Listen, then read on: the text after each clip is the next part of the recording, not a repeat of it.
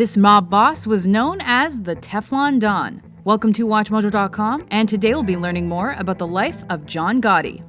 John Joseph Gotti Jr. was born October 27, 1940, in the Bronx, New York, to an Italian-American family. By age 12, he was involved in Mafia gangs, where he befriended other important future mobsters like Wilfred Willie Boy Johnson and Angelo Ruggiero.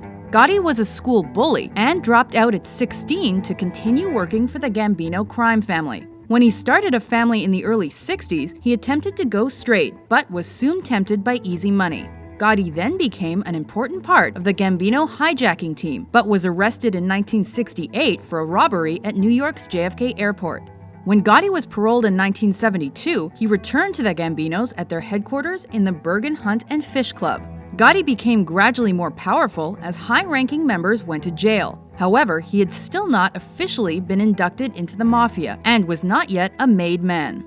The crimes soon escalated. In 1973, Gotti was part of a team sent to avenge the death of a Gambino family member by an Irish Mafia hitman. During the botched hit, they ended up shooting their victim dead in a bar full of witnesses. It was then no surprise when Gotti was arrested in 1974. He struck a plea deal and was sentenced to 4 years for attempted manslaughter. By the time Gotti got out in 1977, much had changed. The head of the Gambinos had died and left Paul Castellano at the reins, with Agnello Della Croce as underboss. Castellano then appointed the newly initiated Gotti as captain of the Bergen gang. Della Croce acted as his mentor, and the Bergen crew flourished. However, misfortune hit the Gotti family in 1980 when his youngest son was accidentally struck and killed by a neighbor's car. That neighbor soon went missing and was declared legally dead in 1983.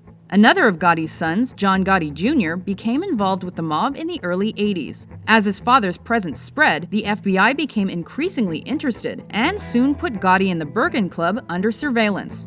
This led to his indictment on racketeering charges in 1985 and revealed that his longtime friend Willie Boy Johnson was working as an informant.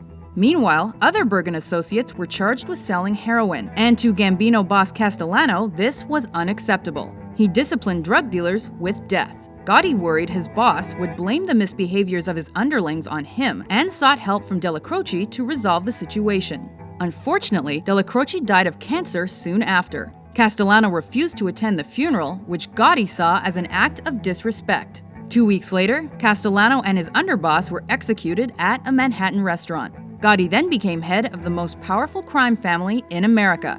By 1986, a rigged jury cleared Gotti of the racketeering charges. This infuriated law enforcers, who battled to put the Teflon Don behind bars. However, his days of being untouchable were numbered. On December 11, 1990, Gotti was arrested and charged with crimes that included Castellano's murder, as well as 4 others, loan sharking and tax evasion. Gotti's downfall ultimately came at the hands of his latest underboss, Sammy the Bull Gravano. In a series of FBI tapes, Gotti trash-talked his subordinate and tried to frame him for his crimes. This motivated Gravano to help the prosecution prove the existence of the Gambino crime family, as well as Gotti's place within it. On April 2, 1992, Gotti was found guilty on all charges and was eventually sentenced to life in prison without the possibility of parole. He died there June 10, 2002 from complications due to throat cancer. Though he exhibited unpredictable behavior and a flamboyant persona, Gotti helped the Gambino crime family earn an estimated $500 million from illegal activities. This made John Gotti one of the most notorious and intimidating mob bosses in the history of the Mafia.